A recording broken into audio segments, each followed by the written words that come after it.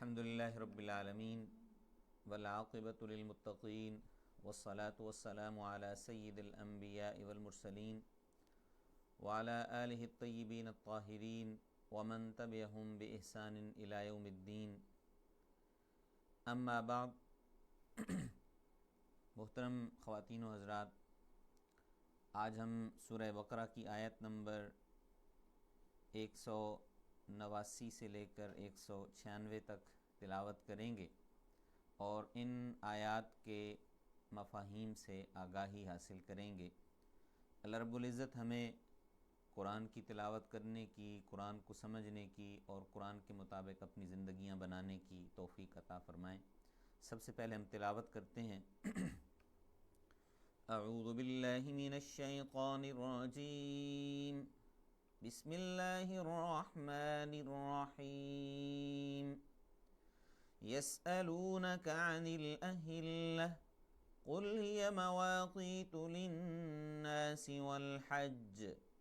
وليس البر بأن تأتوا البيوت من ظهورها ولكن البر من اتقى وأتوا البيوت من أبوابها واتقوا الله لعلكم تفلحون. وقاتلوا في سبيل الله الذين يقاتلونكم ولا تعتدوا إن الله لا يحب المعتدين. واقتلوهم حيث ثقفتموهم وأخرجوهم من حيث أخرجوكم والفتنة أشد من القتل ولا تقاتلوهم عند المسجد الحرام حتى يقاتلوكم فيه فإن قاتلوكم فاقتلوهم كذلك جزاء الكافرين. فإن انتهوا فإن الله غفور رحيم. وقاتلوهم حتى لا تكون فتنة ويكون الدين لله فإن انتهوا فلا عدوان إلا على الظالمين. الشهر الحرام بالشهر الحرام والحرمات قصاص فمن اعتدى عليكم فاعتدوا عليه بمثل ما اعتدى عليكم واتقوا الله واعلموا أن الله مع المتقين. وأنفقوا في سبيل الله ولا تلقوا بأيديكم إلى التهلكة وأحسنوا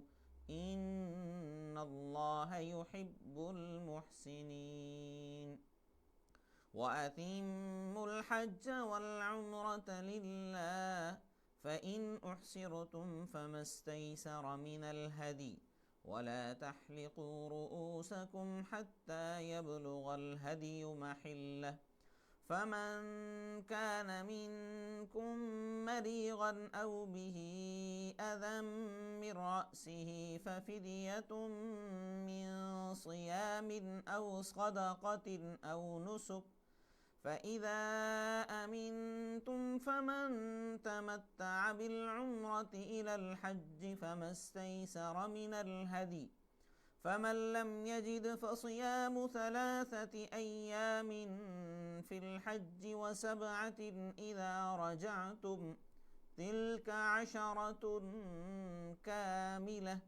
ذلك لمن لم يكن أهله حاضر المسجد الحرام واتقوا الله واعلموا أن الله شديد العقاب. صدق اللہ العظیم.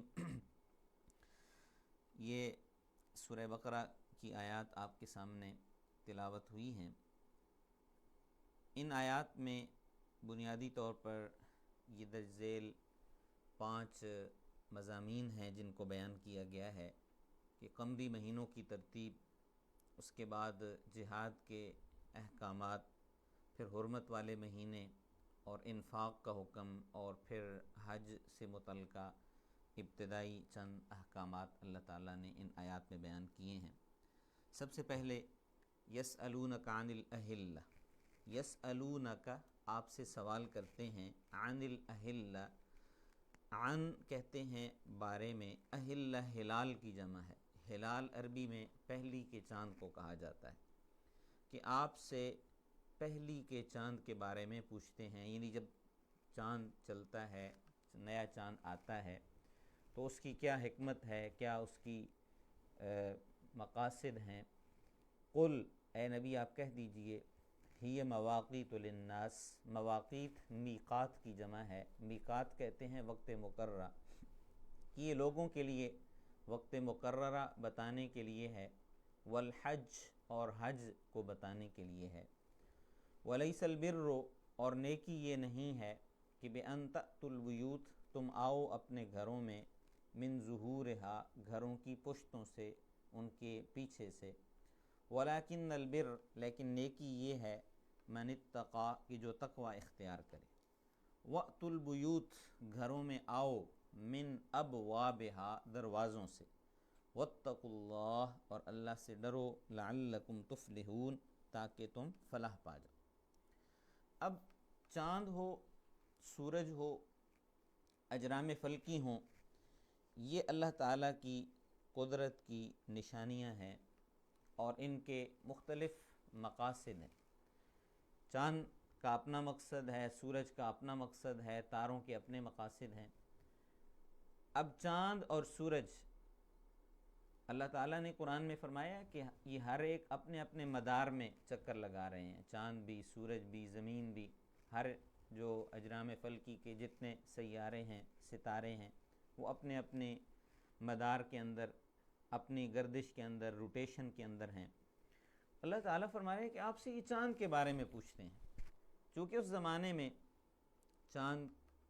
اس کی بھی پوجا کی جاتی تھی، عبادت کی جاتی تھی۔ کچھ لوگ تھے جو چاند کی عبادت کرتے تھے، کچھ سورج کی عبادت، ان اجرام فلکی کی عبادت کرتے تھے، کچھ لوگ بتوں کی عبادت کرتے تھے، کچھ لوگ جو تھے وہ دعوے دار تھے کہ ہمارے پاس آسمانی رشد و ہدایت موجود ہے اور ہم اس کی پیروی کر رہے ہیں۔ تو مختلف چیزیں مختلف انداز کے اندر، مختلف نظریات کے حاملین، عقائد کے حاملین ان کی عبادت کر رہے تھے، بندگی کر رہے تھے۔ تو اب چاند کے بارے میں پوچھا گیا، یہ چاند کیوں نیا آتا ہے، اس کا مقصد کیا ہوتا ہے، چاند کا گھٹنا بڑھنا، اس کے مقاصد کیا ہیں۔ تو اللہ تعالیٰ نے فرمایا کہ ہی مواقیت للناس۔ اب عربی میں ہلال کہتے ہیں پہلی کے چاند کو، اور پھر پہلی کا چاند کیا ہوتا ہے، دوسرے دن تھوڑا سا اور بڑا ہوتا ہے، تیسرے پہلی دن تو وہ ایک لکیر کی طرح ہوتا ہے، تھوڑی دیر نظر آتا ہے، پھر دوسرے دن تھوڑا سا اور نمایاں ہوتا ہے، تیسرے دن اور نمایاں ہوتا ہے، اور ہوتے ہوتے کیا ہوتا ہے کہ 14ویں پہ جب مہینے کے نصف پہ پہنچتا ہے تو وہ بدر بن جاتا ہے، بدر کامل، پورا چاند بن جاتا ہے۔ یعنی بڑھتے بڑھتے ایک لکیر سے شروع ہوا اور 14 دنوں میں وہ پورا بن گیا، بدر کامل بن گیا، پورا چاند بن گیا۔ اس کو 14ویں کے چاند کو بدر کہتے ہیں۔ اور نبی علیہ الصلوۃ والسلام جب ہجرت کر کے مدینہ جاتے ہیں تو آپ کا استقبال کرنے کے لیے مدینہ کی جو بچیاں تھیں انہوں نے یہ شعر بھی پڑھا تھا کہ طلع البدر علینا من ثنیات الوداع وجب الشکر علینا ما دعا للہ داعی، کہ ہم پہ 14ویں کا چاند طلوع ہوا ہے، حضور کو 14ویں کے چاند سے تشبیہ دی۔ تو ہلال چاند پہلی کا چاند اور بدر ہوتا ہے 14ویں کا چاند۔ تو پھر کیا ہوتا ہے کہ چاند بڑھتے بڑھتے 14ویں تک مکمل ہوتا ہے، اور پھر 14ویں کے بعد گھٹنا شروع ہوتا ہے، اور ہوتے ہوتے جو ہے وہ کم ہوتے ہوتے اس کیفیت کو پہنچتا ہے کہ پھر بالکل اس کی وہ ختم ہو جاتا ہے، اور پھر نیا چاند طلوع ہو جاتا ہے۔ تو یہ 29 یا 30 دنوں میں چاند کا ایک چکر پورا ہوتا ہے، اس کی روٹیشن پوری ہوتی ہے۔ اب اللہ تعالیٰ نے اس کی وضاحت کی کہ یہ چاند کا بڑھنا، گھٹنا، نئے چاند کا آنا، طلوع ہونا، یہ ہے کس مقصد کے لیے کہ مواقیت للناس، یہ لوگوں کے میقات ہیں، معاہدے ہیں، یہ تاریخ بتانے کے لیے کہ جی فلاں مہینے کے چاند میں۔ اب اسلام میں جتنے معاملات ہیں، جتنی جو ہے وہ عبادات ہیں، ان کا تعین چاند سے ہوتا ہے۔ یعنی اب رجب ہے، اب رجب کا مہینہ اس وقت شروع ہو چکا ہے، آج رجب کی 2 تاریخ ہے، تو چاند کے ساتھ اس کا تعلق ہے، رجب حرمت والے مہینوں میں سے۔ اسی طرح رمضان، رجب کے بعد شعبان آئے گا، رمضان کی تیاری کرنے کے لیے، اور پھر جو ہے وہ رمضان آ جائے گا، عبادت کا روزوں کا مہینہ ہے، پھر شوال ہے، پھر ذوالقعدہ ہے، پھر ذی الحجہ ہے، پھر محرم ہے، اب ذی الحجہ حج کرنے کا مہینہ ہے، ذوالقعدہ حج کی تیاری کا اور حج پہ جانے کا، اور محرم حج سے واپسی کا، ذی الحجہ کے آخر میں بھی حج سے واپسی. تو یہ کیا ہے؟ یہ بتانے کے لیے، عبادات کرنے کے لیے، معاملات کرنے کے لیے کہ جب بھی کوئی معاملہ کرنا ہو تو طے کر لیا جائے کہ رمضان میں یہ کر لیں گے، یہ ایگریمنٹ کر رہے ہیں، معاہدہ کر رہے ہیں، تو میقات للناس ہے کہ یہ لوگوں کے لیے وقت مقررہ ہے. اور دوسری چیز کہ والحج، حج بتانے کے لیے کہ حج کا مہینہ کب ہے، کون جو ہے وہ کون سے مہینے کے بعد ہے، کون سے مہینے سے پہلے ہے، تو یہ چیزیں بتانے کے لیے یہ چاند آتا ہے. اب نیا مہینہ آ گیا، اب نیا مہینہ آ گیا، تو یہ چاند کا اس مقصد کے لیے اللہ تعالیٰ نے یہ اس کی چیز بتائی ہے. گویا کہ کیلنڈر ہے، یہ قمری کیلنڈر ہے، چاند کا کیلنڈر ہے، ایک جنتری ہے، اور ہمارا ہجری جو سال ہے وہ ہے ہی چاند کی ترتیب کے ساتھ. اب دیکھیے چاند کے ساتھ ہم چاند کے نئے چاند کے طلوع ہونے سے نیا مہینہ شروع کرتے ہیں، تو ہماری عبادات کا جو تعین ہے وہ چاند کے ساتھ ہے. لیکن جو ہمارے اوقات کا تعین ہے، جو ٹائمنگ ہے، تو ٹائمنگ ہماری سورج کے ساتھ ہے. ٹائمنگ اب مغرب کی نماز ہم سورج غروب ہونے کے بعد پڑھتے ہیں، روزہ ہم افطار کرتے ہیں سورج غروب ہونے کے بعد، تو یہ سورج فجر کی نماز سورج طلوع ہونے سے پہلے پڑھتے ہیں، ظہر کی نماز سورج کے زوال کے بعد پڑھتے ہیں. یعنی جو ہماری نمازوں کے اوقات ہیں، عبادات کے اوقات ہیں، وہ اوقات ہمارے سورج کے ساتھ ہیں. اور جو ہمارے مہینے ہیں، جو ہمارے اوقات کا تعین ہے، جو عبادات کا تعین ہے کہ اب کون سا مہینہ اس میں روزے رکھنے ہیں، کون سا مہینہ ہے جس میں حج کرنے ہیں، تو یہ چاند کے ساتھ ہے. تو اس لیے سورج اور چاند یہ دونوں ایک لحاظ سے کیلنڈر کا کام چاند کرتا ہے، اور سورج جو ہے وہ گھڑی کا کام کرتا ہے، وہ وقت کا ہمیں بتاتا ہے کہ کون سے وقت میں کون سی چیز کرنی. تو ہی مواقیت للناس، تو اس لیے سورج ہو یا چاند ہو، ٹھیک ہے، تو یہ ساری چیزیں اللہ تعالیٰ کی قدرت کی نشانیاں ہیں. ان کے اندر اٹ سیلف کوئی ایسی چیز نہیں ہے کہ اٹ سیلف ہم ان کو وہ سمجھیں. وَلَيْسَ الْبِرُّ بِأَن تَأْتُوا الْبُيُوتَ مِن ظُهُورِهَا. اب یہاں پہ اس ٹکڑے میں، آیت کے اس ٹکڑے میں، پہلے ٹکڑے کے اندر اللہ تعالیٰ نے یہ بات واضح کر دی، اس کے بعد اس ٹکڑے کے اندر اللہ تعالیٰ نے یہ بات ذکر کی ہے کہ وہ ان کا ایک عام رواج بن چکا تھا، اور اس رواج کی وجہ سے انہوں نے ایک بدعت بنا لی تھی. حج کا سلسلہ تو حضرت ابراہیم علیہ السلام کے زمانے سے شروع ہو چکا تھا، اور سورہ آل عمران کے اندر اللہ تعالیٰ نے ذکر کیا ہے وَلِلَّهِ عَلَى النَّاسِ حِجُّ الْبَيْتِ مَنِ اسْتَطَاعَ إِلَيْهِ سَبِيلًا، کہ جہاں پہ مقام ابراہیم کا ذکر آتا ہے تو اللہ نے وہاں پہ فرمایا کہ اللہ کا حق ہے بندوں پر کہ جو اس کی طرف جانے کی استطاعت رکھتے ہیں وہ حج کریں. تو یہاں پہ اللہ تعالیٰ نے ان کی ایک رسم کا، ایک رواج کا ذکر کیا، اور وہ رسم اور رواج کیا تھی کہ انہوں نے یہ بنا رکھا تھا کہ جب حج کی نیت سے گھر سے نکلے ہیں، عمرہ کی نیت سے گھر سے نکلے ہیں، احرام باندھ لیا ہے، تو اب ہم اپنے گھر میں واپس نہیں آ سکتے ہیں. ایک اس کی ایک انہوں نے حکمت بنائی ہوئی تھی، اور وہ حکمت کیا تھی کہ ہم اپنے گھر کے اس دروازے سے گناہوں کی حالت میں نکلے ہیں، تو اب ہم حج کر کے، عمرہ کر کے واپس اس دروازے سے گھر میں داخل نہیں ہوں گے. تو وہ گھر کے جب وہ چار دیواری پھلانگ کے گھر میں داخل ہوتے، یا گھر کے پیچھے سے کوئی سوراخ کر کے جو ہے وہ گھر کے اندر داخل ہوتے، یہ انہوں نے ایک خواہ ایک تکلف اور ایک ایسی چیز بنا رکھی تھی. یا دوسری چیز یہ حج سے واپسی کا یہ الگ سے تھا، اور دوسرا یہ تھا کہ حج کے دوران بھی اب جو مکہ کے لوگ تھے، جو مقامی لوگ تھے، تو وہ اپنے گھر میں تو انہیں جانا پڑتا تھا، تو گھر میں جانے کے لیے پھر وہ جو مین انٹرنس تھی اس کو استعمال نہیں کرتے تھے، اور دوسرے جو ہے وہ دیوار توڑ کے یا دیوار پھلانگ کے اس انداز میں گھر میں داخل ہوتے تھے. تو اللہ تعالیٰ نے فرمایا کہ یہ ظاہری چیزوں کی کوئی حیثیت اور اہمیت نہیں ہے. وَلَيْسَ الْبِرُّ، یہ نیکی نہیں ہے کہ بِأَن تَأْتُوا الْبُيُوتَ مِن ظُهُورِهَا، ظہور ظہر کی جمع ہے، ظہر پشت کو کہتے ہیں، کہ اپنی پشتوں سے داخل ہونا یہ کوئی نیکی نہیں ہے، گھروں کی پشتوں سے داخل ہونا. وَلَكِنَّ الْبِرَّ مَنِ اتَّقَى، نیکی تقوی کا نام ہے. ہم پیچھے پڑھ آئے ہیں آیت البر ہم نے پڑھی ہے کہ جس میں نیکی کا ذکر اللہ نے کیا، اور اس میں مختلف چیزیں اللہ نے ذکر کرنے کے بعد پھر فرمایا تھا وَأُولَٰئِكَ هُمُ الْمُتَّقُونَ، یہی لوگ متقی ہیں، کہ جو ان احکامات کی پابندی کریں گے وہی لوگ متقی بنیں گے. تو فرمایا کہ وَلَكِنَّ الْبِرَّ مَنِ اتَّقَى، نیکی ہے ہی تقوی کا نام. نیکی تقوی کا نام ہے. ظاہری کیفیت تقوی کا تعلق دل کے ساتھ ہے کہ دل کے اندر نیت کیا ہے, دل کے اندر ارادہ کیا ہے. نبی اکرم صلی اللہ علیہ وآلہ وسلم نے اسی بنا پر ایک دفعہ فرمایا التقوی ہا ہونا, اپنے دل کی طرف اشارہ کیا کہ التقوی ہا ہونا, التقوی ہا ہونا. وَيُشِيرُ إِلَى صَدْرِهِ 3 مرات, حضور نے اپنے سینے کی طرف 3 دفعہ اشارہ کر کے فرمایا کہ تقوی یہاں پہ ہوتا ہے, تقوی یہاں پہ ہوتا ہے. یعنی تقوی کا تعلق دل کے ساتھ ہے. اب بندہ ظاہری طور پہ ایک کیفیت بنا لے لیکن دل کی اس کی جو کیفیت ہے وہ ٹھیک نہیں ہے تو اس کی کوئی کیفیت عبادت کی مقبولیت اللہ کے ہاں نہیں ہے. تو فرمایا کہ حج ہے یا عمرہ ہے, تو حج ہو عمرہ ہو یہ اوقات, تو اس میں ظاہر کی بجائے اپنے باطن کی اصلاح کی تم نے زیادہ فکر کرنی ہے, اللہ کی رضا کو اپنا مقصود بنانا ہے. وَأْتُوا الْبُيُوتَ مِنْ أَبْوَابِهَا, گھروں میں دروازوں سے داخل ہو. وَاتَّقُوا اللَّهَ, اور اللہ سے ڈرو. لَعَلَّكُمْ تُفْلِحُونَ, تاکہ تم فلاح پا جاؤ. یہ ذکر کر کے اب اللہ تعالیٰ نے ایک اور حکم دیا, وَقَاتِلُوا فِي سَبِيلِ اللَّهِ, وَقَاتِلُوا, اور قتال کرو, فی سبیل اللہ, اللہ کی راہ میں, الذین, ان لوگوں سے, یقاتلونکم, جو تمہارے ساتھ قتال کرتے ہیں, ولا تعتدوا, اور حد سے تجاوز نہ کرو, ان اللہ لا یحب المعتدین, بے شک اللہ تعالی حد سے تجاوز کرنے والوں کو پسند نہیں کرتا. اب اللہ تعالیٰ نے حج کا ذکر کیا, اور حج کا ذکر کرنے کے بعد جہاد کا ذکر کیا, قتال کا ذکر کیا. اب یہ دیکھیے کہ حج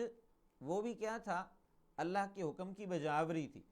اور یہ بھی کیا ہے, یہ بھی اللہ کے حکم کی بجاوری ہے کہ جب کفر کی طرف سے سرکشی کی کیفیت بڑھ جائے. اب مکی دور میں مسلمانوں کو ان کی وہ چیزیں برداشت کرنے کا حکم تھا, صبر کا حکم تھا, اور ان کے مظالم کو سہنے پہ صبر کی کیفیت کی تلقین کی گئی تھی. لیکن اب مدینہ کے اندر جا کے اللہ تعالیٰ نے اب اجازت دے دی کہ اب اگر وہ ظلم کریں, اب اگر وہ زیادتی کریں, اب اگر وہ جو ہے وہ تم پہ چڑھائی کریں, تو اب آپ کی جو ہے وہ ایک علیحدہ شناخت, علیحدہ مقام آپ کا بن چکا ہے, آپ کے پاس اسلامی ریاست آ چکی ہے. آپ نے کیا کرنا ہے کہ اب آگے سے اپنا دفاع کرنا ہے. یہ مکی دور اور مدنی دور کے اندر یہی فرق ہے کہ مکی دور میں اللہ تعالیٰ نے جو ہے وہ برداشت کرنے کا حکم دیا, یہاں تک کہ لوگوں نے کہا کہ متى نصر اللہ, اللہ کی مدد کب آئے گی, اور پھر ہجرت کرنے کا حکم دیا. لیکن مدینہ کے اندر آ کے اللہ تعالیٰ نے پھر کہا کہ اب جو ہے وہ آگے سے جواب دینا ہے. اور یہاں پہ سیرت کا یہ پہلو ہمیں ذہن میں رکھنا چاہیے کہ جو ہے وہ سیرت میں ڈیفینسو جو ہے وہ چیز اپنائی گئی ہے. ٹھیک ہے, ڈیفینسو کا مطلب یہ ہے کہ اب چڑھائی ادھر سے ہوئی ہے, ظلم ہوا ہے, زیادتی ہوئی ہے, تو پھر اس کا جواب دیا گیا ہے. تو وقاتلوا فی سبیل اللہ الذین یقاتلونکم, کہ اللہ کی راہ میں قتال کرنا ہے, جہاد کرنا ہے. مقصد جو ہے وہ اللہ کی رضا ہے, اللہ کے حکم کی بجاوری ہے. اور اللہ تعالیٰ کے حکم کی بجاوری میں اگر جو ہے وہ خون بھی بہانا پڑتا ہے تو بہانے سے دریغ نہیں کرنا, اس کا اللہ نے جو ہے وہ حکم دیا. اگر اجازت نہیں ہے, اور آگے چل کے اس کی مزید وضاحت آ رہی ہے, ہم اس کی وضاحت کرتے ہیں اس مقام پہ. وَلَا تَعْتَدُوا, حد سے تجاوز نہیں کرنا. اب اسلام نے آ کے جہاد کا حکم دیا, اور جہاد میں بھی باقاعدہ حد سے تجاوز کرنے سے منع کر دیا, حد بندی کر دی کہ آپ نے اس لمٹ کو کراس نہیں کرنا ہے, بیانڈ دا لمٹ نہیں جانا ہے. اب وہ لمٹ کیا تھی جو زمانہ جاہلیت کے اندر ہوتا تھا کہ اب اگر جو فاتح ہوتا تھا تو وہ مفتو کا مالک سمجھا جاتا تھا, اور وہ جیسے چاہتا تھا ان کے ساتھ سلوک کرتا تھا. اب اسلام نے آ کے اس ضمن میں احکامات دیے ہیں کہ عورتوں پہ ہاتھ نہیں اٹھانا ہے, بچوں پہ ہاتھ نہیں اٹھانا ہے, اسی طرح بوڑھوں پہ ہاتھ نہیں اٹھانا ہے, اسی طرح کھیتیاں جلانے سے منع کیا گیا. اسی طرح اللہ تعالیٰ نے اللہ تعالیٰ کے نبی نے باقاعدہ وضاحت کے ساتھ یہ حکم بھی دیا کہ آپ نے جو ہے وہ وہاں پہ درخت بھی نہیں کاٹنے ہیں, صرف ان کے ساتھ مقابلہ کرنا ہے کہ جو میدان جنگ کے اندر آئیں گے. اور اس کی بھی پھر ایک طریقہ سکھایا گیا کہ پہلے اسلام کی دعوت دینی ہے, اسلام قبول کر لیں تو وہ تمہارے بھائی ہیں, اگر قبول نہ کریں تو پھر ان کو اسلامی ریاست کا جو ہے وہ شہری بنانا ہے, اور ٹیکس کا پیئر بنانا ہے کہ وہ ٹیکس پے کرنے والے بن جائیں. اور اسلامی ریاست کے وہ احکامات کے پابند بن جائیں، اپنی ذاتی زندگی میں، مذہبی زندگی میں وہ آزاد ہیں، وہ جیسے چاہیں زندگی گزاریں۔ اگر یہ بھی نہیں ہوتا ہے تو پھر آخری سٹیج میں جا کے وہ باہمی قتال ہے، باہمی لڑائی ہے۔ اب اس سے پہلے دعوت ہے، اس سے پہلے تبلیغ ہے، اس سے پہلے ساری چیزیں ہیں، اگر وہ نہیں ہوتی ہیں تو آخر میں جا کے اللہ تعالیٰ نے یہ اجازت دی اور یہ حکم دیا، فرمایا کہ وَقَاتِلُوا فِي سَبِيلِ اللَّهِ، کہ اللہ کی راہ میں قتال کرنا ہے جو ان سے جو تمہارے ساتھ قتال کریں، جو میدان جنگ کے اندر آئیں، جو تم پہ زیادتی کریں، ظلم کریں، تم اپنے دفاع میں تلوار اٹھاؤ۔ وَلَا تَعْتَدُوا، لیکن حد سے تجاوز نہیں کرنا، یعنی خواتین پہ، بچوں پہ، بوڑھوں پہ، جو میدان جنگ میں نہیں آئے ہیں ان پہ کسی پہ زیادتی نہیں کرنی ہے، ظلم نہیں کرنا ہے۔ اور اسی طرح یعنی جو کھیتیاں ہیں، جو جانور ہیں، جو فصلیں ہیں، وہ نہیں اجاڑنی ہیں، وہ تباہ نہیں کرنی ہے۔ وَلَا تَعْتَدُوا، اور حد سے تجاوز نہیں کرنا ہے، یعنی حد یہی ہے جس کی وضاحت میں نے کر دی، ان اللہ لا يحب المعتدین، اللہ تعالیٰ حد سے تجاوز کرنے والوں کو پسند نہیں کرتا ہے۔ بلکہ ایک غزوہ کی بڑا مشہور واقعہ آتا ہے کہ وہ ایک صحابی جب وہ لڑائی لڑ رہے ہیں اور لڑائی لڑتے ہوئے وہ ایک دشمن پہ قابو پا لیتے ہیں، اور دشمن وہ آگے سے دیکھتا ہے کہ اب میں تو جو ہے وہ اس کیفیت کو پہنچ گیا ہوں، تو وہ آگے سے فوراً کلمہ پڑھ لیتا ہے۔ حضرت اسامہ بن زید رضی اللہ تعالیٰ عنہ کا یہ واقعہ ہے، تو وہ کلمہ پڑھ لیتا ہے، تو ان کے باوجود حضرت اسامہ اس پہ تلوار چلا دیتے ہیں، اس کو قتل کر دیتے ہیں۔ نبی علیہ السلام تک یہ بات پہنچتی ہے، تو حضور اکرم صلی اللہ علیہ وسلم نے ان سے پوچھا، تو حضرت اسامہ بن زید کہنے لگے کہ یا رسول اللہ، اس نے تو جان بچانے کے لیے کلمہ پڑھا تھا، اس نے کوئی دل سے تو کلمہ نہیں پڑھا تھا۔ تو حضور نے فرمایا کہ اللہ شققت قلبہ، کیا تم نے اس کا دل چیر کے دیکھا تھا کہ اس نے دل سے کلمہ نہیں پڑھا؟ ٹھیک، اور پھر حضور نے فرمایا کہ تم اس کے اسلام کا کیا کرو گے جو اس نے کلمہ پڑھ لیا تھا؟ اور آپ نے باقاعدہ رہنمائی کی، یہ حکم دیا کہ یہ اسلام کا طریقہ نہیں ہے، ٹھیک ہے۔ اور پھر ان کو حضرت اسامہ بن زید میں اتنا وہ ندامت کا اور پچھتاوے کا احساس پیدا ہوا کہ وہ کہنے لگے کہ اے کاش کہ میں نے یہ نہ کیا ہوتا، اور میں اے کاش آج کے بعد میں مسلمان ہوا ہوتا، یا آج کے بعد میں پیدا ہوا ہوتا۔ تو یہ دیکھیے کہ اسلام نے ایک ظاہری طور پہ بھی کس حوالے سے حکم دیا ہے اور حد بندی کی ہے، اس سے تجاوز کرنے کی اجازت نہیں دی ہے۔ اب اگلی آیت میں دیکھیے کہ وَاقْتُلُوهُمْ حَيْثُ ثَقِفْتُمُوهُمْ، وَاقْتُلُوهُمْ، ان سے قتال کرو، حَيْثُ ثَقِفْتُمُوهُمْ، جہاں کہیں تم ان کو پاؤ، میدان جنگ میں آ گئے ہیں، جہاں کہیں پاؤ،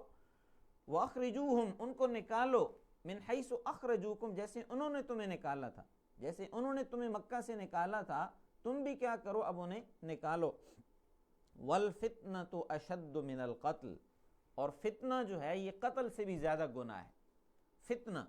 اب قرآن میں فتنہ کا لفظ مختلف مقام میں استعمال ہوا ہے، اور مختلف مقامات میں اس کے الگ الگ جو ہے وہ کیفیات ہیں، اس کے سیاق و سباق کو دیکھ کے جو اس کے فتنہ کا معنی کیا جاتا ہے۔ جیسے ہم مشہور آیت پڑھتے ہیں وَاعْلَمُوا أَنَّمَا أَمْوَالُكُمْ وَأَوْلَادُكُمْ فِتْنَةٌ، کہ تمہارا مال اور تمہاری اولاد فتنہ ہے، تو وہاں فتنہ کا معنی آزمائش ہے۔ یہاں پہ فتنہ کا معنی کیا ہے؟ یہاں پہ فتنہ کے معنی کو سمجھنے کے لیے انگلش کا ایک لفظ ہے پرسیکیوشن۔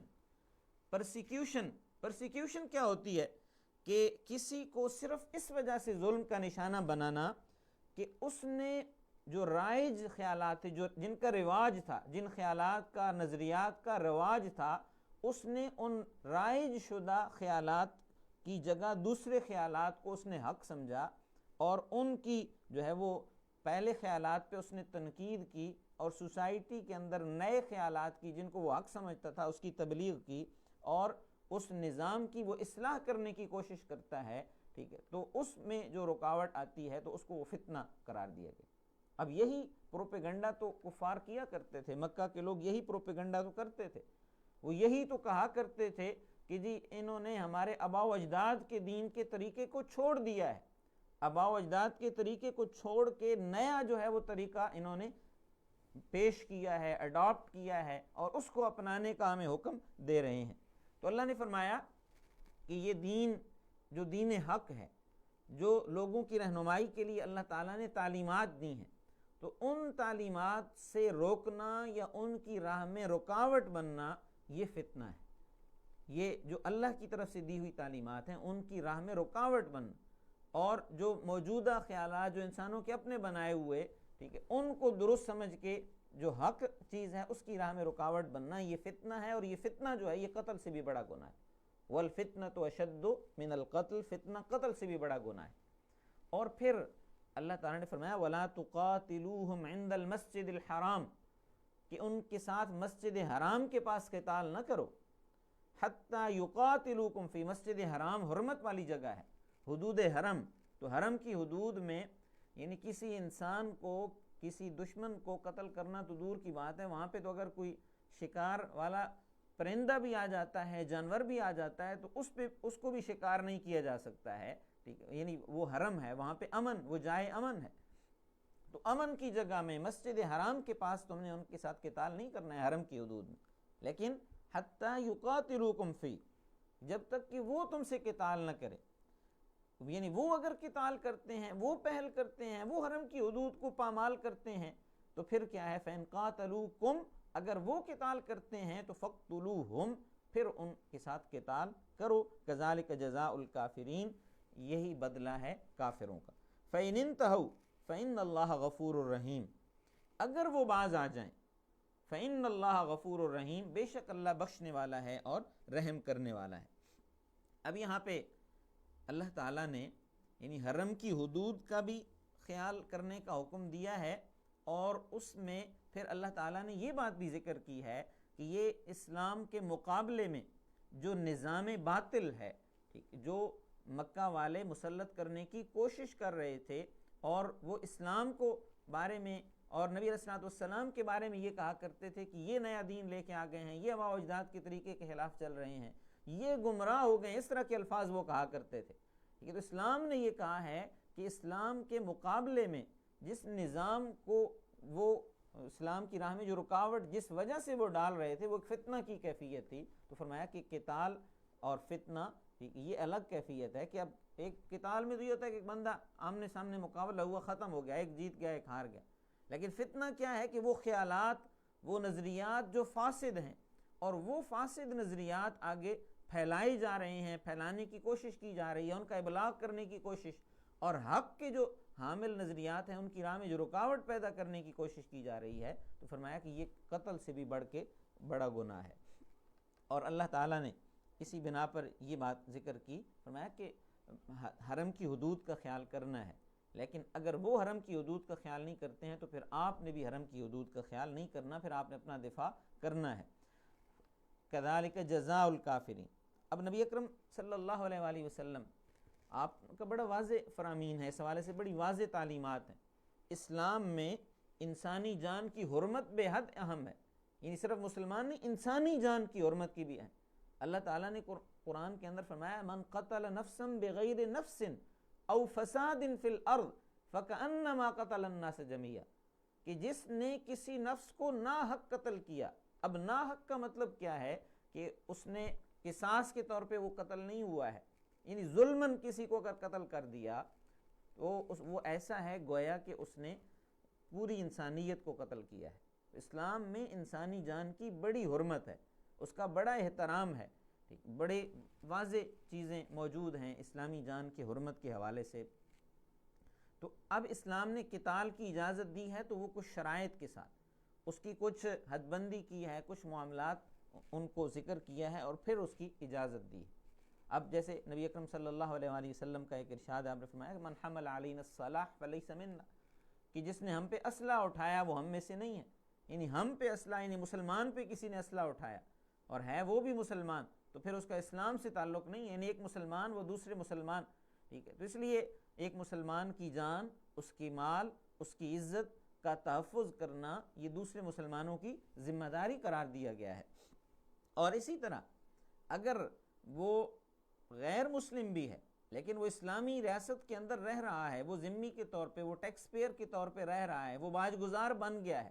تو اب اس کی بھی جان، مال، عزت کی تحفظ کی ذمہ داری وہ مسلمانوں کی ہے، وہ مسلمان اسلامی حکومت کی ہے۔ تو اسلام میں انسانی جان کی حرمت کا بڑا خیال ہے، اس کا بڑا احترام ہے، اس کا بڑا تقدس ہے۔ تو اللہ نے فرمایا کہ فَإِنِ انْتَهَوْا، اگر وہ باز آ جائیں، وہ اسلام کی مخالفت سے، وہ فتنہ کی کیفیت سے باز آ جائیں، تو فَإِنَّ اللَّهَ غَفُورٌ رَحِيمٌ، پھر اللہ تعالیٰ بخشنے والے ہیں اور رحم کرنے والے ہیں، یعنی عملی طور پہ وہ باز آئیں، صرف زبانی کلامی نہ آئیں۔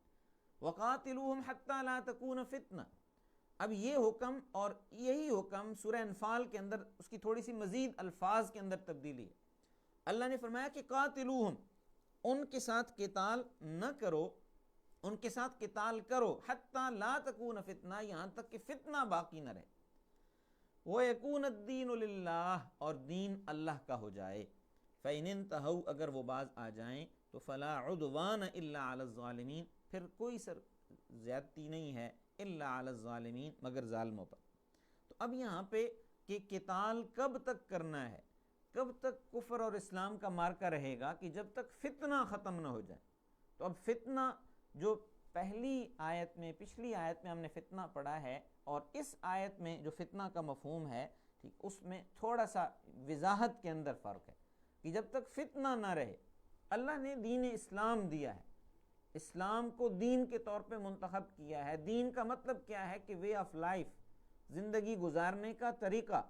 تو اب زندگی گزارنے کے طریقے کے مقابلے میں جو اللہ نے بتایا ہے، کوئی اور اگر لائف سٹائل، کوئی اور اگر زندگی گزارنے کا طریقہ پیش کیا جاتا ہے، ٹھیک ہے، اسلام کے مقابلے میں پیش کیا جاتا ہے اور اس کی ترویج کی کوشش کی جاتی ہے، تو اسلام نے یعنی سوسائٹی میں اپنے آپ کو پیش کرنا ہے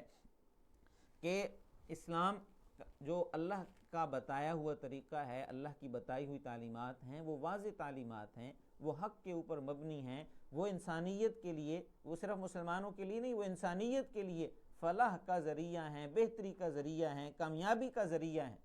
اس کے مقابلے میں جو نظام ہے، فرمایا کہ وہ فتنہ ہے، اور اس کے ختم ہونے تک اور اسلام کی سربلندی تک قتال کی اللہ نے اجازت دی۔ وَيَكُونَ الدِّينُ لِلَّهِ، اور دین سارے کا سارا اللہ کا ہو جائے، یعنی جو وے آف لائف ہے وہ اللہ کے مطابق ہو جائے۔ فَإِنِ انْتَهَوْا، اگر وہ باز آ جائیں، وہ اسلام کو دین مان لیں، تو پھر کوئی زیادتی نہیں ہے، کوئی جو ہے وہ کسی پہ، إِلَّا عَلَى الظَّالِمِينَ، مگر جو ظلم کرنے والے ہیں، جو اللہ کی نافرمانی کرنے والے ہیں، تو پھر ان کے اوپر یہ احکامات لاگو ہوں گے۔ الشہر الحرام بالشہر الحرام، حرمت والے مہینے حرمت والے مہینوں کے ساتھ ہی ہیں۔ اب حرمت والے مہینے، والحرمات قصاص، اور حرمتیں قصاص بھی ہیں۔ اب حرمت والے مہینے 4 ہیں، ہم ان کو جانتے ہیں۔ اللہ تعالیٰ نے سورہ توبہ کے اندر ذکر کیا ہے کہ ان عدت الشہور عند اللہ 12 شہرا فی کتاب اللہ یوم خلق السماوات والارض منها 4 حرم، 4 مہینے ہیں حرمت والے، ٹوٹل مہینے 12 ہیں، ان میں سے 4 مہینے حرمت والے۔ اب یہ کام کہ ایک مہینہ رجب کا الگ ہے اور 3 مہینے اکٹھے ہیں، ذی قعدہ ہے، ذی الحجہ ہے اور محرم ہے۔ تو یہ جو رجب کا مہینہ تھا، یہ عربوں نے صرف عمرے کے لیے مختص کر رکھا تھا۔ ان ایام میں چونکہ وہ لڑائی جھگڑا، قتل و غارت، ساری چیزیں ممنوع ہوتی تھیں، تو لوگ ٹریولنگ بھی کرتے تھے، لوگ ٹریڈ بھی کرتے تھے، اور لوگ جو ہیں وہ عبادت کے لیے بھی اپنے گھروں سے نکلا کرتے تھے۔ تو یہ ایک کام اس دور میں حرمت والے مہینوں کا ایک احترام ان کے ذہنوں کے اندر موجود تھا، لیکن اس کے اندر بھی انہوں نے ایک خرافات کر لی۔ اور وہ خرافات کیا تھی کہ وہ جب دیکھتے تھے طاقتور قبیلہ وہ یہ کام کرتا تھا کہ جس کو وہ تھوڑا سا دبانا چاہتے تھے، تو وہ حرمت والے مہینہ، اب وہ جنگ چل رہی ہے، مثال کے طور پہ جمادی الثانی چل رہا ہے، اس کے آخری ایام ہے، اور جنگ ابھی فیصلہ کن نتیجے پہ نہیں پہنچی ہے،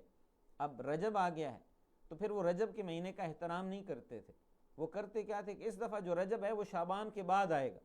اس کو وہ نسی کہتے تھے، یعنی مہینے آگے پیچھے کر دینا۔ وہ مہینوں میں ہیر پھیر کر لیتے تھے کہ اب جو ہماری فتح ہے وہ تاکہ فیصلہ کن ہو جائے، اور جس کی شکست ہو رہی ہے، جو ہار رہا ہے، وہ بھی فیصلہ کن انداز میں ہار جائے۔ اور ظلم اور زیادتی کرنے میں، وہ حرمت والے مہینوں کی رد و بدل کرنے میں بھی کوئی پرواہ نہیں کرتے تھے۔ تو اللہ تعالیٰ نے فرمایا کہ حرمت والے مہینے حرمت والے مہینوں کے ساتھ ہی ہیں، کہ ان میں جو رد و بدل کرنا ہے یہ بھی درست نہیں ہے۔ اور اسی طرح حرمتیں وہ قصاص بھی ہیں، ٹھیک ہے۔ فَمَنِ اعْتَدَىٰ عَلَيْكُمْ فَاعْتَدُوا عَلَيْهِ، اب جو کوئی زیادتی کرے، ظلم کرے تم پہ، فَاعْتَدُوا عَلَيْهِ، تو تم بھی اس کے ساتھ پھر جواب دو۔ یہ نہیں ہے کہ حرمت والا مہینہ ہے اور چپ کر کے مار کھاتے رہو، اور دوسرا جو ظالم ہے وہ حرمت والے مہینے کی حرمت کو پامال کرتا رہے اور دوسری جانب جو ہے وہ اس کی حرمت کا احترام دوسری جانب سے کیا جاتا رہے، تو اللہ نے فرمایا نہیں، ایسے نہیں کرنا۔ فمن اعتدى علیکم، اعتدى یعنی جو حد سے تجاوز کرے، پیچھے ذکر ہوا ہے ولا تعتدوا، حد سے تجاوز نہ کرو، تو فرمایا کہ فمن اعتدى علیکم، جو کوئی تم پر حد سے تجاوز کرے، فاعتدوا علیہ، تو تم بھی اس پر حد سے تجاوز کرو، تم بھی انہوں نے لمٹ کراس کر لی ہے، انہوں نے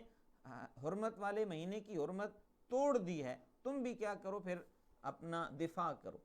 بمثل ما اعتدى علیکم، اتنا ہی جتنا انہوں نے تم پہ کیا ہے، جتنا انہوں نے ظلم کیا، زیادتی کی، حملہ کیا، تو اپنا دفاع کرو۔ واتقوا اللہ، اللہ سے ڈرو، واعلموا، یہ بات جان لو، ان اللہ مع المتقین، کہ اللہ تعالیٰ متقی لوگوں کے ساتھ ہے۔ اللہ تعالیٰ نے قرآن کے اندر ایک اصول بنایا ہے، جزاء سیئۃ سیئۃ مثلھا، کہ ایک برائی کا بدلہ اگر آپ نے اپنا انتقام لینا ہے، بدلہ ہے جزاء سیئۃ مثلھا، ٹھیک ہے، وہ اتنا ہی ہے جتنی اس کے ساتھ برائی ہوئی ہے، لیکن فمن عفا واصلح فاجرہ علی اللہ، یہ اللہ نے ساتھ اسی کے ساتھ بھی، آپ نے اگر انتقام لینا ہے، قصاص لینا ہے، بدلہ لینا ہے، اس کی اجازت ہے، لیکن وہ اجازت کس حد تک ہے کہ جتنا زیادتی ہوئی ہے، ویسے نہیں ہے کہ ایک بندے نے ایک کی انگلی توڑی ہے، دوسرا جواب میں اس کا ہاتھ توڑ دے، ایسے نہیں کرنا ہے، ٹھیک ہے، جتنا زیادتی ہوئی ہے تو قصاص میں اتنا ہی جو ہے اس سے بدلہ لینے کی اجازت اللہ نے دی ہے، لیکن ساتھ اللہ نے یہ حکم دیا ہے کہ فمن عفا واصلح فاجرہ علی اللہ، جو معاف کر دے، ایک نے زیادتی کی، دوسرے نے معاف کر دیا، اس نے صلح کر لی، تو اس کا اجر اللہ کے ذمے ہے۔ واتقوا اللہ، اللہ سے ڈرو، واعلموا، اور جان لو، ان اللہ مع المتقین، کہ اللہ متقی لوگوں کے ساتھ ہے، اللہ متقی لوگوں کے ساتھ ہے، یعنی اللہ کی مدد، اللہ کی نصرت، اللہ کی حمایت، اللہ کی تائید، یہ ساری کی ساری جو اللہ کی سپورٹ ہے، وہ ان لوگوں کے ساتھ ہے کہ جو پرہیزگاری اختیار کرنے والے ہیں اور جو اللہ کی نافرمانی نہیں کرتے ہیں۔ اب یہاں پہ جہاد کے احکامات کے بعد اللہ تعالیٰ نے انفاق کا حکم دیا، فرمایا وَأَنفِقُوا فِي سَبِيلِ اللَّهِ، اللہ کی راہ میں مال خرچ کرو، وَلَا تُلْقُوا بِأَيْدِيكُمْ إِلَى التَّهْلُكَةِ، اور اپنے آپ کو اپنے ہاتھوں سے ہلاکت میں نہ ڈالو، وَأَحْسِنُوا، اور نیکی کرو، ان اللہ یحب المحسنین، بے شک اللہ تعالیٰ نیکی کرنے والوں کو پسند کرتا ہے۔ وَأَنفِقُوا فِي سَبِيلِ اللَّهِ، اللہ کی راہ میں مال خرچ کرو۔ اب جہاد بالمال کا حکم آ گیا، پہلے تو کیا تھا، قتال کا حکم تھا، اب یہاں پہ جہاد بالمال، یعنی اللہ کی راہ میں مال بھی خرچ کرو، اللہ کی راہ میں صرف جان نہیں بلکہ مال بھی خرچ کرنے کا اللہ نے حکم دیا۔ تو جہاد اور انفاق یہ آپس میں لازم ملزوم ہے، جہاد کی تیاری کرنے کے لیے وسائل چاہیے، اور وسائل جو ہے وہ انفاق کے ذریعے حاصل ہوں گے۔ تو نبی اکرم صلی اللہ علیہ وآلہ وسلم نے مختلف غزوات میں باقاعدہ اپیلیں کیں، اور غزوہ تبوک کی مشہور مثال ہم سنتے ہیں، ہم پڑھتے ہیں کہ مختلف صحابہ انہوں نے کس انداز میں وسائل فراہم کیے، مہیا کیے۔ تو یہ شروع سے کفر اور اسلام کا مارکا جب سے چل رہا ہے، کہ جس کو اقبال نے کہا نا کہ ستیزہ کار رہا ہے ازل سے تا امروز، چراغ مصطفی سے شرار بو لہبی،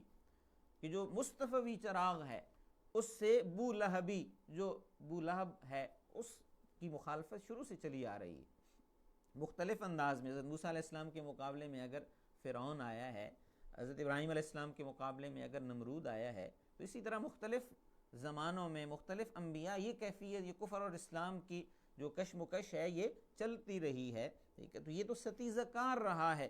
ازل سے تا امروز، یہ سلسلہ چل رہا ہے۔ تو اللہ نے فرمایا وَلَا تُلْقُوا بِأَيْدِيكُمْ إِلَى التَّهْلُكَةِ، اپنے ہاتھوں سے اپنے آپ کو ہلاکت میں نہ ڈالو، یعنی اپنے ہاتھوں سے اپنے آپ کو ہلاکت میں نہ ڈالنے کا مطلب کیا ہے کہ اپنے اللہ کی راہ میں انفاق نہ کرنا، یا جو ہے وہ دفاع نہ کرنا، ٹھیک۔ وَأَحْسِنُوا، اور نیکی کرو، احسان۔ اللہ تعالیٰ نے ایمان، اسلام اور احسان، ان کی تینوں کیفیات کو الگ سے بیان کیا ہے۔ اب احسان یہ حسن سلوک بھی اس معنی میں آتا ہے، لیکن احسان کی ایک بڑی تعریف، پیاری تعریف جو نبی اکرم صلی اللہ علیہ وآلہ وسلم نے کی ہے، کہ حضرت جبریل علیہ السلام انسانی شکل میں آتے ہیں، حدیث جبریل کہی جاتی ہے حدیث کی کتابوں میں، انسانی شکل میں حضور کے پاس آتے ہیں، اور وہ حضور سے پوچھتے ہیں کہ ایمان کیا ہے، اسلام کیا ہے، اور احسان کیا ہے۔ تو حضور اکرم صلی اللہ علیہ وسلم نے ان کو جواب دیا ایمان کے بارے میں، اسلام، ایمان اور احسان۔ ابھی دیکھیے اسلام، کلمہ پڑھ لیا مسلمان ہو گئے، اور اسلام کے بعد ایمان کیا ہے کہ اللہ کی اطاعت، اللہ کی بندگی، اور احسان کیا ہے، یہ اس سے بھی اگلا درجہ ہے۔ اور وہ اگلا درجہ کون سا ہے کہ جس میں ان اللہ یحب المحسنین کہہ رہے ہیں، اللہ احسان کرنے والوں سے محبت کرتے ہیں، یعنی ایمان کے بجائے احسان، یعنی سب سے پہلا سٹیپ تو ہو گیا اسلام کا،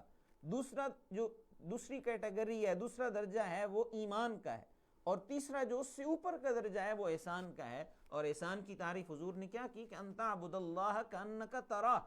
کہ تم اللہ کی عبادت ایسے کرو جیسے تم اللہ کو دیکھ رہے ہو، اللہ تمہارے سامنے ہے۔ فَإِن لَمْ تَكُنْ تَرَاهُ فَإِنَّهُ يَرَاكَ، اگر یہ احساس نہیں پیدا ہوتا ہے تو یہ احساس ضرور پیدا کرو کہ وہ تو تمہیں دیکھ رہا ہے۔ تو احسان فرمایا کہ احسنوا، احسان کرو، احسان کے درجے پہ پہنچنے کی کوشش کرو، ایمان سے اگلا مرحلہ اختیار کرو۔ ان اللہ یحب المحسنین، اللہ محبت کرتا ہے محسنین سے، احسان کرنے والوں سے، یعنی اللہ کی محبت کا اعلان ہے۔ اب پیچھے دیکھیے کہ ان اللہ مع المتقین، اللہ متقی لوگوں کے ساتھ ہے، یعنی اللہ کی سپورٹ ہے، اللہ کی مدد ہے۔ لیکن یہاں پہ کیا ہے کہ اللہ محبت کر رہا ہے، اللہ پسند کر رہا ہے، تو ظاہر بات ہے کہ یہ تقوی سے بھی اگلا درجہ احسان کا ہے۔ اب یہ جو آخری آیت ہے آج کی اس رکوع کی، اس کے اندر اللہ تعالیٰ نے اس آخری آیت میں کچھ احکامات دیے ہیں جو حج اور عمرہ کے ساتھ خاص ہیں۔ فرمایا کہ وَأَتِمُّ الْحَجَّ وَالْعُمْرَةَ لِلَّهِ، پہلی چیز تو یہ ہے کہ جو عربوں نے ایک رواج بنا رکھا تھا کہ صرف حج کے لیے علیحدہ ٹریول کرنا ہے، عمرے کے لیے علیحدہ کرنا ہے، اور عمرہ رجب کے مہینہ میں، اور جو ہے وہ حج کے ایام میں عمرہ نہیں کر سکتے ہیں، تو اسلام نے آ کے اس کی اصلاح کی ہے کہ یہ ایسے نہیں ہے۔ اور دوسرا، حج کے ساتھ عمرہ کی اجازت اللہ نے دی ہے، ٹھیک، اس لیے حج کی 3 اقسام بیان کی جاتی ہیں کہ ایک حج افراد ہے، دوسرا حج قران ہے، اور تیسرا حج تمتع ہے۔ حج افراد یہ ہوتا ہے کہ حج کی نیت سے احرام باندھا جائے اور جا کے حج کیا جائے اور حج کر کے احرام کھول دیا جائے، یہ صرف افراد مفرد سے، کہ مفرد انڈیویجول صرف حج کیا ہے، تو یہ حج افراد۔ دوسرا ہے حج قران، کہ حج اور عمرہ دونوں کی نیت سے احرام باندھا جائے، وہاں جا کے عمرہ کر کے پھر اس کے بعد حج کے ایام تک انتظار کیا جائے، وہ احرام کی پابندیاں جو ہیں ان کو ملحوظ رکھا جائے، اور پھر حج کر کے احرام کھول دیا جائے، اس کو حج قران کہتے ہیں۔ قران یقرن کا مطلب ہوتا ہے ملانا، اکٹھا کرنا، جوڑنا۔ اور تیسرا ہوتا ہے حج تمتع، تمتع کا مطلب ہوتا ہے فائدہ اٹھانا، یہاں پہ اللہ نے حج تمتع کا ذکر کیا ہے۔ تمتع فائدہ اٹھانا، کہ اب یہاں سے عمرہ کی نیت کا احرام باندھ لیا، وہاں گئے عمرہ کیا، احرام کھول دیا، پھر حج کے ایام میں حدود حرم سے باہر نکل کے میقات میں جا کے پھر احرام باندھا، اور پھر جو ہے وہ حج کر لیا۔ اب اس میں کیا ہے کہ ایک رخصت مل جاتی ہے کہ عمرہ کر کے جو ہے وہ احرام کھول دیا، پھر حج کے دنوں میں حج کا احرام باندھ لیا، اب درمیان میں اگر 3 دن ہیں، 4 دن ہیں، 5 دن ہیں، یا جو وہ پھر احرام کی جو پابندیاں ہیں وہ ایک رخصت مل جاتی ہے، تو اس لیے اس کو حج تمتع کہا جاتا ہے، کہ جس حج میں فائدہ اٹھایا جاتا ہے، عمرے کے ساتھ حج کر لیا جاتا ہے۔ تو اللہ تعالیٰ نے فرمایا کہ حج کرو یا عمرہ کرو، یہ اللہ کے لیے۔ فَإِنْ أُحْصِرْتُمْ، اگر تمہیں روک لیا جائے، احصرتم تمہارا محاصرہ کر لیا جائے، تمہیں گھیر لیا جائے۔ اب یہ سن 6 ہجری میں واقعہ پیش آیا ہے، صلح حدیبیہ والا، کہ نبی اکرم صلی اللہ علیہ وآلہ وسلم اور آپ کے ساتھ 1400 صحابہ وہ عمرہ کی نیت سے چلتے ہیں، احرام باندھ کے چلتے ہیں،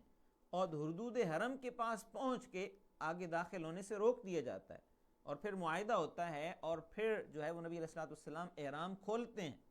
تو یہ یعنی بعد میں واقعہ ہوا، اور اللہ تعالیٰ نے ہدایات پہلے ہی نازل کر دیں۔ فرمایا کہ فَإِنْ أُحْصِرْتُمْ، اگر تمہارا محاصرہ کر لیا جائے، تمہیں روک لیا جائے، حالات ایسے بنے کہ احرام باندھ لیا ہے، وہاں پہنچ کے عمرہ نہیں کرنے دیا گیا، ٹھیک ہے، کوئی ویزے کا مسئلہ بن گیا ہے، یا وہاں پہ کوئی ایسی کیفیت بن گئی ہے، ٹھیک ہے، کہ جس کی وجہ سے انہوں نے احرام باندھا ہوا تھا لیکن وہ عمرہ نہیں کر سکے ہیں، تو فَمَسْتَيْسَرَ مِنَ الْهَدْيِ، جو وہ آسانی سے قربانی دے سکتے ہیں وہ قربانی دیں، دم دیں۔ وَلَا تَحْلِقُوا رُؤُوسَكُمْ، اور اپنے سر نہ منڈواؤ، یعنی سر کا حلق کرنا ہے۔ اب جب عمرہ مکمل ہوتا ہے، حج مکمل ہوتا ہے، تو احرام جو ہے وہ بال کاٹ کے احرام کھولنا ہوتا ہے۔ اب حلق اور قصر یہ دونوں لفظ ہیں، بال کاٹنے ہیں، یہ سر منڈوانا ہے، ٹھیک، بال کاٹنے کی بھی اجازت ہے، رخصت ہے، ٹھیک، خواتین کے لیے تو ہے ہی قصر، کہ کہ وہ اپنے بال کاٹیں، وہ اپنی انگلی پہ بال لپیٹیں اور جو ہے وہ کاٹ لیں، تھوڑے سے وہ انچ ڈیڑھ بال بنیں گے۔ لیکن جو مرد ہیں ان کے لیے یہ ہے کہ انہوں نے پورے سر سے بال پھر کاٹنے ہیں، اور دوسرا یہ ہے کہ وہ حلق کروا لیں، کہ اپنا سر منڈوا لیں، اس طرح پھروا لیں، صفائی مکمل سر سے بال اتار دیں، ٹھیک۔ وَلَا تَحْلِقُوا رُؤُوسَكُمْ، اس لیے اللہ نے حلق کا لفظ استعمال کیا۔ حلق کہتے ہیں سر کے بالکل صاف کرنے کو، کہ حلق نہ کرو۔ اب حلق اور قصر دونوں کی اجازت ہے مردوں کے لیے بھی، ٹھیک ہے، لیکن جو قصر ہے اس کے بجائے حلق افضل ہے، کہ سر کو منڈوا دیا جائے، بالکل بال اتار دیے جائیں، اس طرح پھیر لیا جائے، اور اس کے لیے نبی اکرم صلی اللہ علیہ وسلم نے 3 دفعہ دعا فرمائی ہے اور 3 گنا زیادہ ثواب کا ذکر کیا ہے بنسبت قصر کے۔ تو فرمایا کہ وَلَا تَحْلِقُوا رُؤُوسَكُمْ، اب ایسی کیفیت بنی ہے، اب احرام کھولنا ہے، احرام کھولنے کے لیے بال کاٹنے ہیں، تو بال اس وقت تک نہ کاٹو کہ جب تک قربانی اپنے محل میں پہنچ نہ جائے، یعنی اپنی جائے ذبح تک پہنچ نہ جائے۔ اب جائے ذبح کیا ہوگا، اس میں پھر فقہاء کے درمیان اختلاف ہے کہ حرم کی حدود کے اندر ہی جا کے ذبح کرنا ہے یا جہاں پہ روک لیا گیا ہے وہیں پہ ذبح کرنا ہے۔ تو اس میں احناف کی رائے یہ ہے کہ حرم کی حدود میں ہی ذبح کرنا ہے، لیکن شوافی کی رائے سمن میں یہ ہے کہ جہاں پہ روکا گیا ہے وہیں پہ ذبح کیا جائے، ٹھیک ہے۔ فمن کان منکم مریضا او بہ اذی من رأسی، اب اگر کسی کے سر میں کوئی تکلیف ہے، سر میں کوئی بیماری ہے یا وہ بیمار ہو گیا ہے، تو اس نے کیا کرنا ہے، وہ اپنا سر اب مونڈ نہیں سکتا ہے اس تکلیف کی وجہ سے، بال نہیں کاٹ سکتا ہے، تو ففدیۃ من صیام، اس نے فدیہ دینا ہے روزے کا، او صدقۃ، یا اس نے صدقہ کرنا ہے، او نسک، یا اس نے قربانی کرنی ہے۔ یعنی یہ اگر بال نہ کاٹنے کا بھی فدیہ باقاعدہ دینا ہے۔ ایک تو احرام کھولنے والا فدیہ کہ عمرہ نہیں کر سکے، وہ اگر ایسی کیفیت بنی ہے تو وہ احرام کھولنے کا فدیہ الگ سے ہوگا، لیکن عمرہ بھی کر لیا، ساری چیزیں کر لیں، اب سر کے بال وہ نہیں کر سکتے ہیں، تو اس میں پھر فدیہ پڑ جاتا ہے، اور فدیہ روزے کی شکل میں بھی ہے، فدیہ صدقے کی شکل میں بھی ہے، اور فدیہ قربانی کی شکل میں بھی ہے۔ فَإِذَا أَمِنْتُمْ، جب تم امن میں آ جاؤ۔ اب نبی اکرم صلی اللہ علیہ وسلم نے پھر احرام کھولا، سن 6 ہجری میں صلح حدیبیہ ہوئی، نہیں کرنے دی گیا، حضور نے سب سے پہلے احرام کھولا، صحابہ کرام نے کھولا، پھر وہ قربانیاں جو ساتھ لی ہوئی تھیں وہ ذبح کیں اور وہیں سے واپس چلے گئے۔ پھر نیکسٹ ایئر، اگلے سال، عمرۃ القضاء اس کو کہتے ہیں، قضا کرنے کے لیے عمرہ۔ یہاں پہ ایک یہ بات ذہن میں رکھ لیں کہ نفلی عبادت جو بھی ہوتی ہے، نفل کا مطلب ہی زائد ہوتا ہے، لیکن جب نفلی عبادت شروع کر دی جاتی ہے تو پھر اس کو مکمل کرنا لازم ہوتا ہے، اور اگر پھر اس کو توڑا جائے، مکمل نہ کی جائے، تو پھر اس کی قضا لازم ہوتی ہے۔ اب مثال کے طور پہ روزہ ہے، رمضان کے روزے فرض ہیں، عام دنوں میں اگر کوئی بندہ روزہ رکھتا ہے لیکن وہ روزہ شروع اب اس نے کر دیا، رکھ لیا روزہ، اس کا نفلی تھا، لیکن کیا ہو گیا ہے کہ اب اس کو پورا کرنا لازم، ایسے نہیں ہے کہ وہ زور کے وقت توڑ دے، عصر کے وقت توڑ دے، اب اگر وہ توڑتا ہے تو پھر اس کی قضا اس کے ذمہ لازم ہے، ٹھیک ہے۔ عمرہ لازم نہیں ہے، لیکن عمرہ کی نیت کر لی، احرام باندھ لیا، تو اب پورا کرنا لازم ہے، اگر وہ نہیں کرے گا تو اس کی قضا اس کے ذمہ ہوگی، ٹھیک ہے۔ لیکن حج تو صاحب استطاعت کے اوپر ہے، حج صاحب استطاعت پہ فرض ہے، اور نبی اکرم صلی اللہ علیہ وسلم نے فرمایا کہ جو صاحب استطاعت ہے اور پھر بھی وہ حج نہیں کرتا ہے، تو فرمایا کہ وہ چاہے یہودی ہو کے مرے یا نصرانی ہو کے مرے، اسلام کے ساتھ اس کا تعلق نہیں ہے۔ اتنی ناراضگی کا حضور نے ذکر کیا ہے کہ دین اسلام کا ایک بنیادی رکن اور صاحب استطاعت، اور صاحب استطاعت ہونے کے باوجود وہ حج نہیں کر رہا۔ تو فرمایا کہ جو کوئی عمرے کے ساتھ حج کا فائدہ اٹھائے تو فَمَسْتَيْسَرَ مِنَ الْهَدِيِ، اب اس پر قربانی لازم ہے، یعنی جس نے حج تمتع کیا ہے، عمرہ کر کے احرام کھولا اور پھر حج کا احرام باندھ لیا، تو اب اس پہ قربانی لازم ہے، اور جو کوئی قربانی نہیں کر سکتا ہے، اس کے پاس وسائل نہیں ہیں، تو وہ کیا کرے گا، فَمَن لَّمْ يَجِدْ فَصِيَامُ ثَلَاثَةِ أَيَّامٍ فِي الْحَجِّ، حج کے دنوں میں اس نے 3 دن روزے رکھنے ہیں، یعنی 7، 8، 9 کو وہ روزہ رکھ لے، 10 کو تو روزہ نہیں رکھ سکتا ذی الحجہ کو، ٹھیک ہے، تو 7، 8، 9 کو وہ روزہ رکھ لے، یا 6، 7، 8 کو رکھ لے، حج کے دنوں میں وہ 3 روزے رکھے۔ وَسَبْعَةٍ إِذَا رَجَعْتُمْ، اور 7 روزے اس کے بعد اس نے رکھنے ہیں، تِلْکَ عَشَرَةٌ کاملہ، یہ 10 روزے پورے ہو جائیں گے۔ یہ اس کے لیے ہے کہ جس کے وہاں پہ رہائش نہیں ہے، حرم کی حدود میں رہائش نہیں ہے، ذَلِكَ لِمَن لَّمْ يَكُنْ أَهْلُهُ حَاضِرِ الْمَسْجِدِ الْحَرَامِ، یہ اجازت، یہ رخصت اس کے لیے ہے کہ اگر قربانی نہیں کر سکتا ہے تو 10 روزے رکھنے ہیں، 3 روزے حج کے دنوں میں رکھنے ہیں اور 7 روزے حج کے ایام کے بعد رکھنے ہیں، اور وہ 7 روزے بے شک حج کے دنوں سے فارغ ہو کے وہ 7 روزے رکھ لے، مدینہ میں جا کے رکھ لے، یا واپس اپنے مقام پہ واپس آ کے وہ 7 روزے رکھ لے، ٹھیک ہے، یہ اس کے ذمہ لازم ہے۔ ذالک لمن لم یکن اہلہ حاضر المسجد الحرام، یہ رخصت اس کے لیے کہ جس کے گھر والے، جس کی رہائش وہ حرم کی حدود میں مسجد حرام کے پاس نہیں ہے۔ اب یہ رخصت بھی صرف ان لوگوں کے لیے ہے کہ جو حرم سے باہر والے ہیں، جو حرم کی حدود میں رہنے والے ہیں، انہوں نے تو حج کا احرام الگ سے باندھنا ہے، عمرے کا احرام الگ سے باندھنا ہے، وہ تو جب چاہیں کر لیں عمرہ۔ لیکن جو اب دوسرے علاقوں سے سفر کر کے گئے ہیں تو ان کو یہ رخصت ہے کہ وہ پہلے عمرہ کریں اور پھر احرام کھول لیں اور حج کے دنوں میں پھر حج کا احرام باندھ لیں۔ حج تمتع وہ کر سکتے ہیں، لیکن جو حدود حرم میں رہنے والے ہیں وہ حج تمتع ان کے لیے نہیں ہے۔ واتقوا اللہ، اللہ سے ڈرو، اور وَاعْلَمُوا، یہ بات جان لو، ان اللہ شدید العقاب، کہ اللہ تعالیٰ سخت سزا دینے والا ہے۔ تو اب یہ جو قربانی دینی ہے، یہ حج تمتع کرنے والے کو، یہ اصل میں حج اور عمرہ دونوں کی جمع کرنے پہ اس نے شکرانے کے طور پہ قربانی دینی ہے، شکرانہ کہ عمرہ بھی کر لیا حج بھی کر لیا، تو شکرانے کے طور پر اس کی قربانی ہے۔ تو حج اور عمرہ کا بنیادی مقصد ہی